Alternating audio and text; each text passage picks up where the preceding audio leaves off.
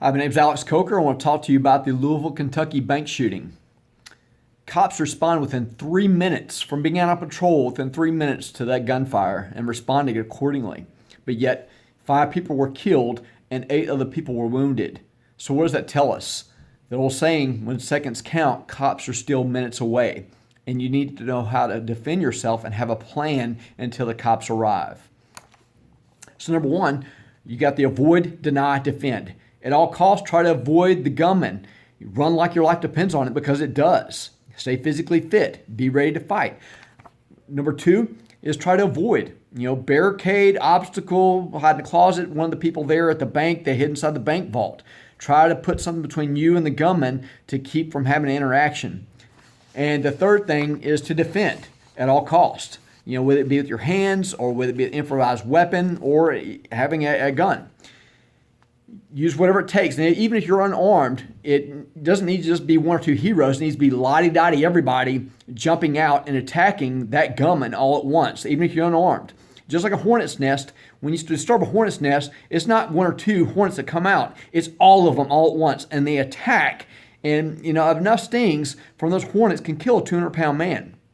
And we need to be the same way as a civilization, is to not sit there and watch or pick up your phone and film it. Everyone needs to stop what they're doing and go and attack that gunman. Whether it's in Walmart, whether it's on a plane, whether it may be out in the open, everybody attacks that aggressor and puts him down.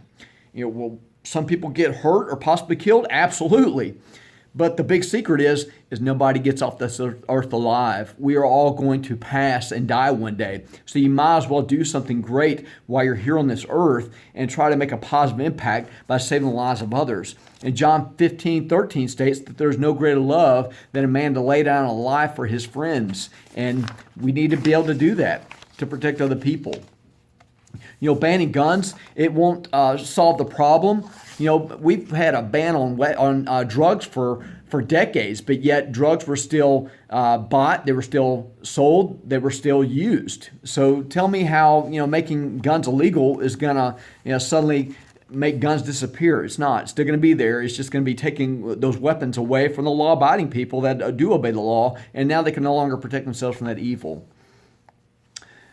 It takes a good guy with a gun, to save to save other people. A good guy with a gun to take out a bad guy with a gun.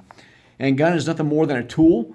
It's not for show and tell. It's not to be used because someone pushed you or someone hurt your feelings. It's only to be used in a life or death type situation or in training.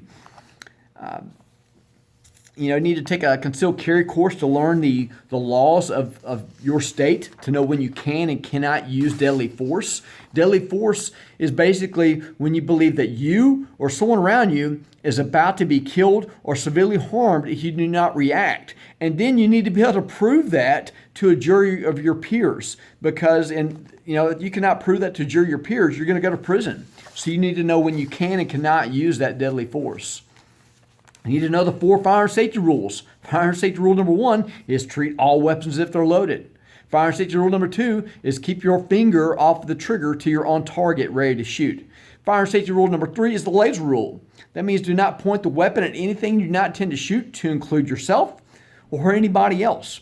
Fire safety rule number 4 is know your target and what's beyond it. And what I mean by that is just because you see someone with a gun does not necessarily mean they're a bad guy. That could be an undercover cop. That could be another concealed patriot just like you there to save the day. So you need to have a way to identify yourself, so you're not just the man with a gun. You need to talk about, lastly, the golden rule. People are going through a lot these days. There's a lot of pressure on everyone right now in the world. And we need to know how to treat other people. The golden rule: treat other people the way that you want to be treated.